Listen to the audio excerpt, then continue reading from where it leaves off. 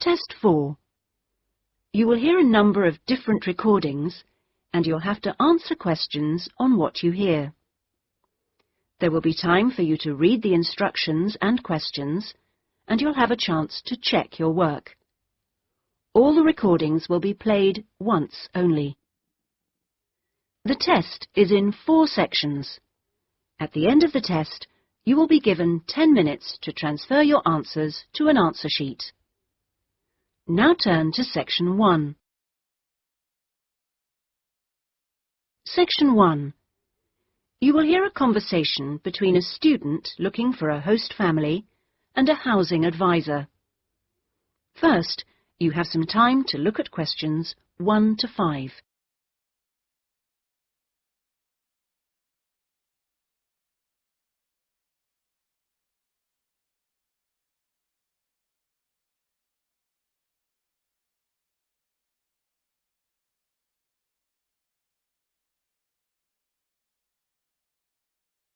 You will see that there is an example which has been done for you. On this occasion only, the conversation relating to this will be played first. Good morning. How can I help you? Good morning. I understand you help fix up students with host families. That's right. Are you interested in... Yes. Well, please sit down and I'll just take a few details. Thank you. Right. Now, what name is it? Jenny Chan. Can you spell that, please? Yes. Jenny-Chan.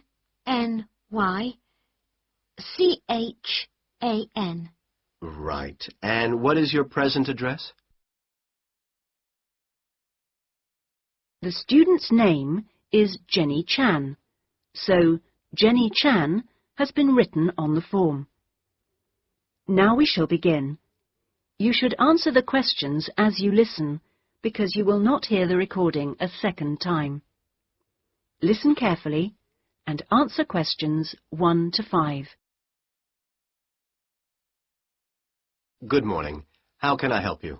Good morning. I understand you help fix up students with host families. That's right. Are you interested in... Yes. Well, please sit down and I'll just take a few details. Thank you. Right. Now, what name is it? Jenny Chan. Can you spell that, please? Yes. Jenny-Chan.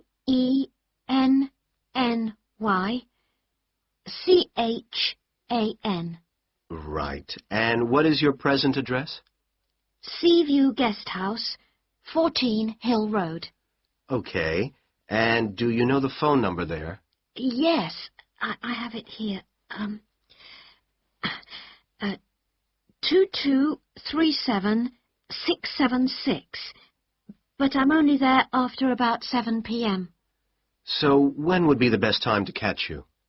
I suppose between 9 and, let me see, past, before I leave for the college. Great. And can I ask you your age? I've just had my 19th birthday. And how long would you want to stay with the host family?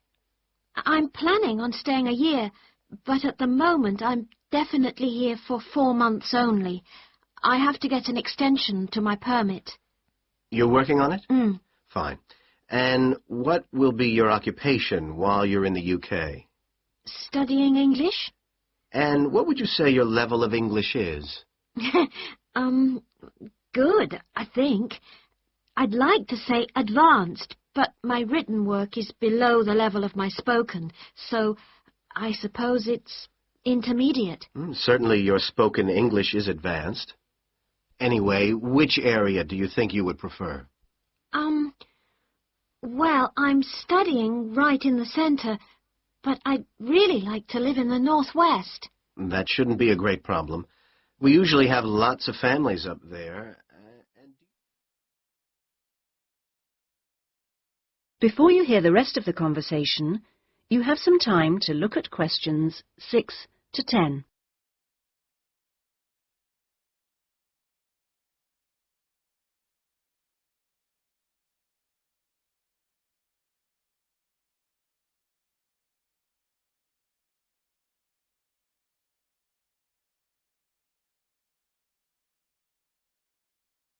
Now listen and answer questions 6 to 10.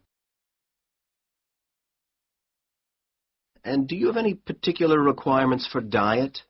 Well, I'm nearly a vegetarian. Not quite. Shall I say you are? It's probably easier that way. That would be best. Anything about your actual room? I would prefer my own facilities. En suite, is that right? Mm-hmm. And also, if it's possible, a TV. And I'd also like the house to have a real garden, rather than just a yard. Somewhere I could sit and be peaceful. Is that all? Well, I'm really serious about improving my English, so I'd prefer to be the only guest, if that's possible. No other guests. Yes, you get more practice that way. Anyway, obviously, all this is partly dependent on how much you're willing to pay. What did you have in mind? I was thinking in terms of about 60 to 80 pounds a week, but I'd go up to 100 if it was something special. Well, I don't think we'd have any problems finding something for you. Oh, good. And when would you want it for? I'd like to move in approximately 2 weeks.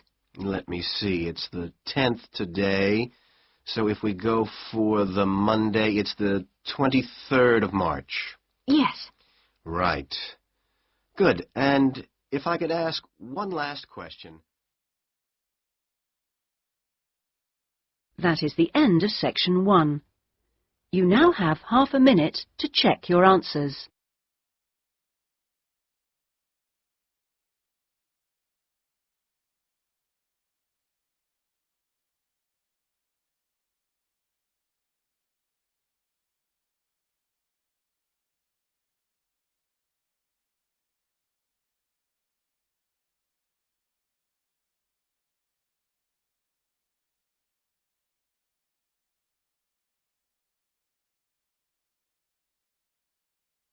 Now turn to section 2.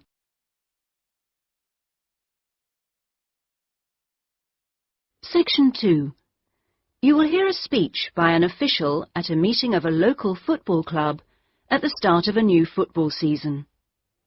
First, you have some time to look at questions 11 to 17.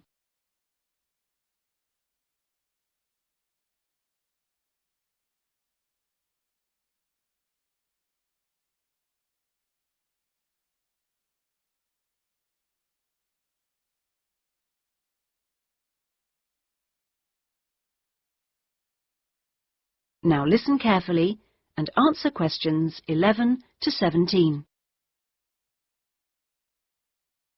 Good evening, everyone, and thank you for coming to the soccer club meeting. It's good to see so many parents and children here tonight, and I know you're looking forward to a great football season. Now, I'd like to take a few minutes to tell you about some changes to the soccer club for the coming season. Now, this season, we'll be playing all our matches for both the junior and senior competitions at Kings Park, instead of Royal Park, which was used last season. Now, for meetings, we're going to use the clubhouse in Kings Park, and the next meeting will be held in the clubhouse on the 2nd of July. As usual, we hope to begin the season with a picnic next Saturday at the clubhouse. Please try and come to the picnic, as it's always good fun. At the last week of the season, we usually have a dinner and presentation of prizes to the players, and more information about this will be given to you later in the season. This season, we have more teams than ever. We hope to have 10 teams instead of 5 in the junior competition, and they will play on Saturday mornings beginning at 8:30 a.m. Training sessions will be held in Kings Park on Wednesday afternoons for the juniors, and they will be wearing red shirts again this year. In the senior competition, there will be 4 teams, same as last year, and their games will be played on Saturday afternoons, starting at 2:30 at... it will be at a 2 o'clock start, and the training session for seniors is planned for Sunday afternoons. Before you hear the rest of the speech, you have some time to look at questions 18 to 20.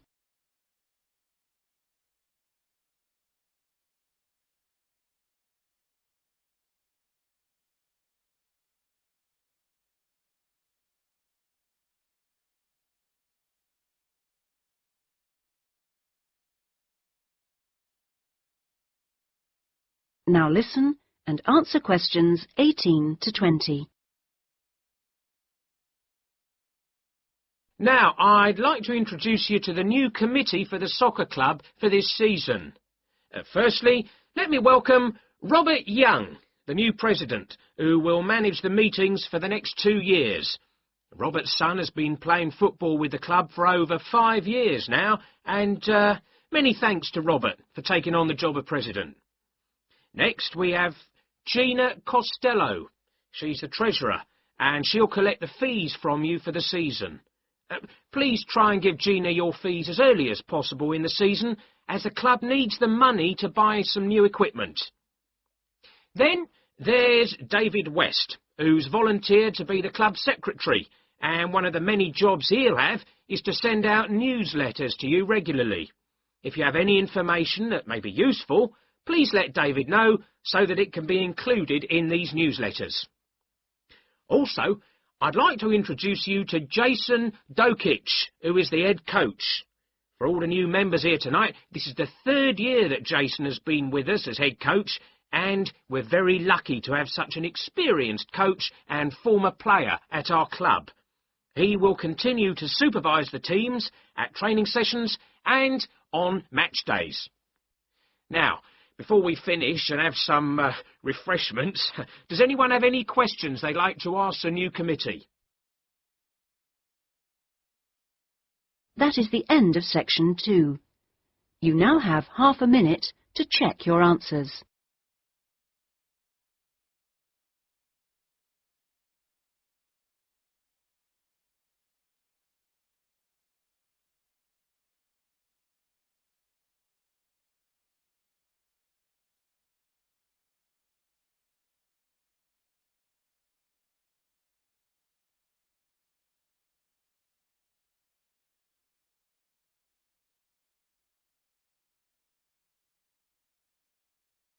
Now turn to section 3.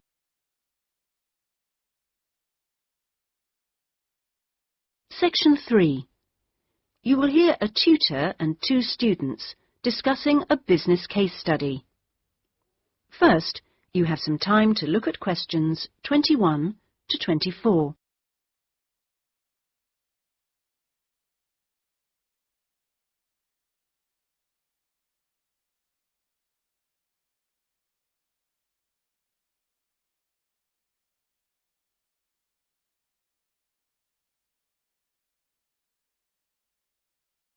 Now listen carefully and answer questions 21 to 24.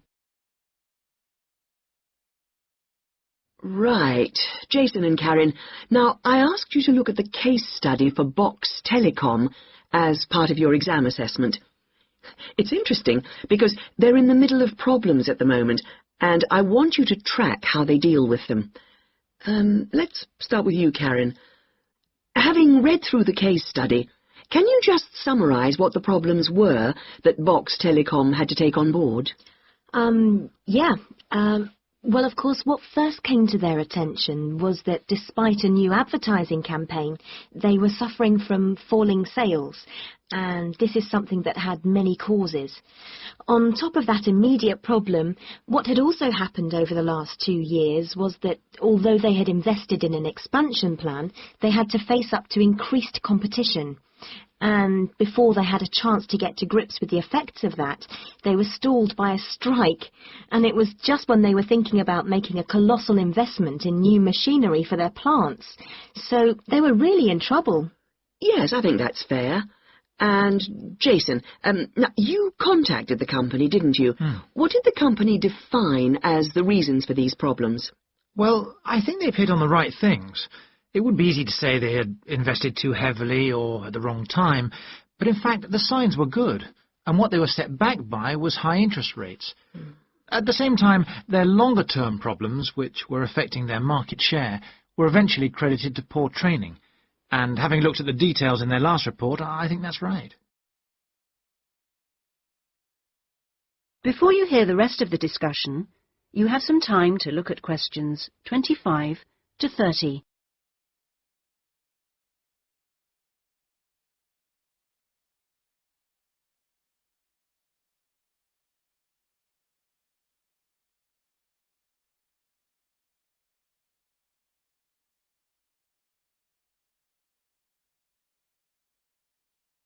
Now listen and answer questions 25 to 30.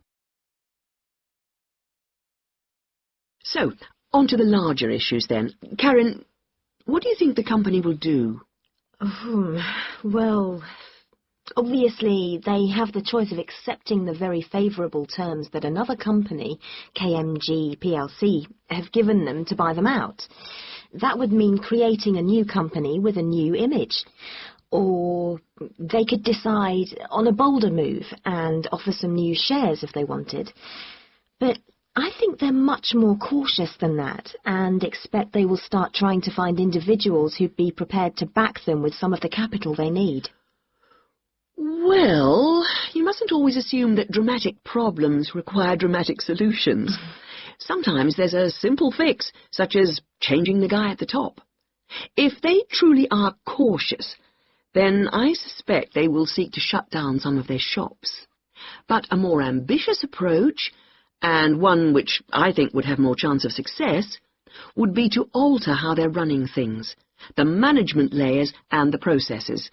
So, in your analysis, try to think of all the options. Jason?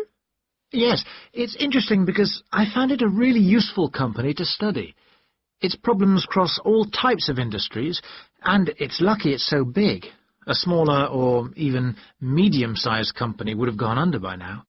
Ah, well, in fact, what I want you two to do is to go away when we've finished our discussion today and write a report. We've looked in general at the telecommunications market in the UK over the last few sessions, and I want you to take Box Telecom as an example and suggest some ways in which they might overcome their problems, and outline the reasons why you think as you do. But try and keep it intrinsic to the company rather than dragging in other examples. Is that okay, Karen? Yes, I think I can do that. Personally, I've got great hopes for it. I think it will recover.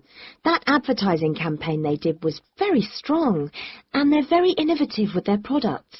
They set new trends. The company's got to recover, don't you think, Jason? I'm not sure. I think it can, but it's not a foregone conclusion unless they manage to attract the right level of investment. The company definitely needs a boost, and to attract more highly skilled workers if their recovery is to be long-lasting. When I was talking to the marketing manager, he said to me that he thinks the company had got a great management team. But he would say that, wouldn't he? But they are suffering from having to work with outdated production machinery, and that could cost a lot to put right. Well, personally, I think the stock market is to blame. I think they were expecting too much of the company, and then inevitably it looked bad when it didn't perform. The market should have had more realistic expectations. And I disagree with you about the advertising campaign, Karen. That's where they could do with some innovation to get sales kick-started. Anyway, let's see what you come up with those. That is the end of section 3. You now have half a minute to check your answers.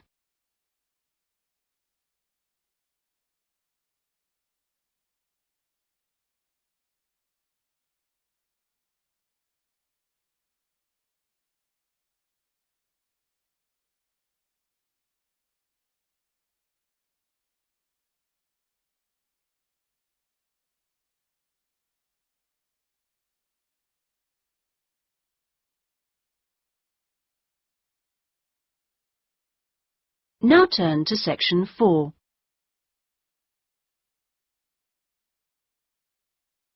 Section 4.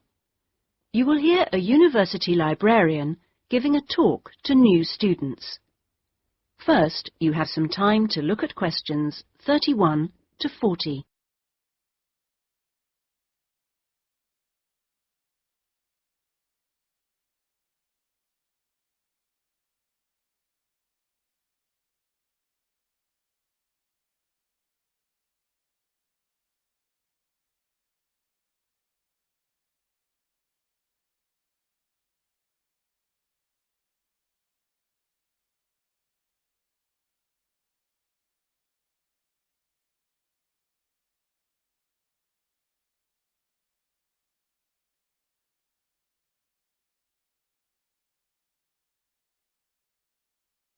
Now listen carefully and answer questions 31 to 40.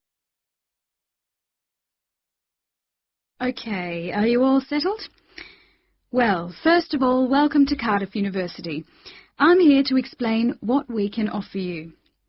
Now, as a new student at the university, you will probably need some sort of guidance to help you to use the library effectively to study and research. Some of you have asked about a guided tour, but we find this rather muddles people.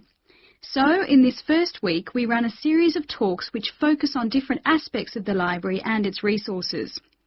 You'll also find that to get the most out of the library, you really do need to be computer literate. And so all this term we run small classes which will bring you up to speed on how to access the computer-loaded information. Okay, now let me give you an outline of what's available to you. You'll find that the computers are increasingly used as a research tool. Many students do most of their research on the internet, and the library computers are permanently online. Having found what you need, you'll find you can readily save texts on your personal computer space to print off when you need. You might think that it is the fastest way to get information, but the links can be slow. Clearly, you can find lots on there, but much of it is useless information, as it is from highly debatable sources, so be critical. You'll also find that the library has loaded several CD-ROMs onto the computers from specialist reference sources, such as the MLA. It means we can expand what we offer you at very little extra cost and saves us having to invest in more and more books. The CD-ROMs contain exactly the same information as the reference books, as the two are updated together. Now, most of you will need to refer to journal articles in your work, and you'll find you can also access these online, and we encourage you to do so. Clearly, some of you will find the printed version more accessible as it sits on the shelves, but I'm afraid the intention is to phase these out eventually. However, you will still be able to print off a version of the text rather than photocopying the journal pages. So you must get used to working online. Naturally, we do still have the full range of classic reference books, additional to the CD-ROMs for you to use, and there are several copies of each one. This is because some of you may prefer to borrow a book rather than sit in the library. There is a restricted loan time on these, so that they are not missing from the shelves for too long. Although there is a section manager for each part of the library, they are very busy, and so if you do get stuck looking for things, you should ask the relevant cataloguing assistant. As your training supervisor, I just oversee your induction and will not be around after this initial week.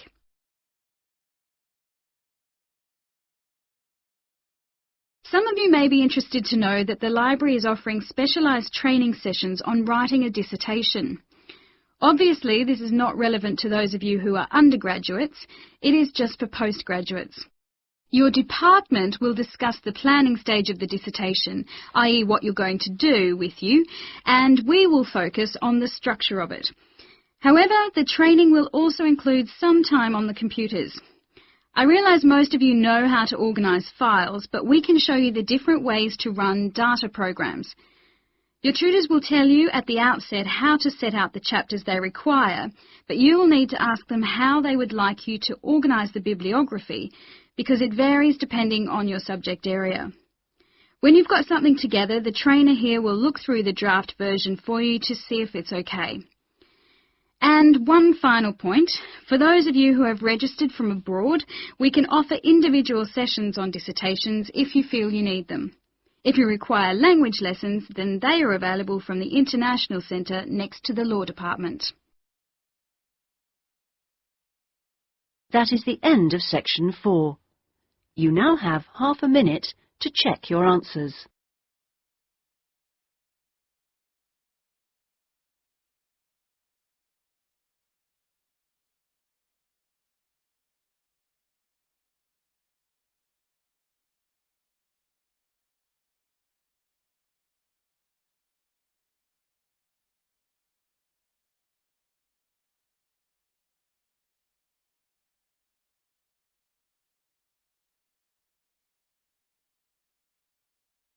That is the end of the listening test.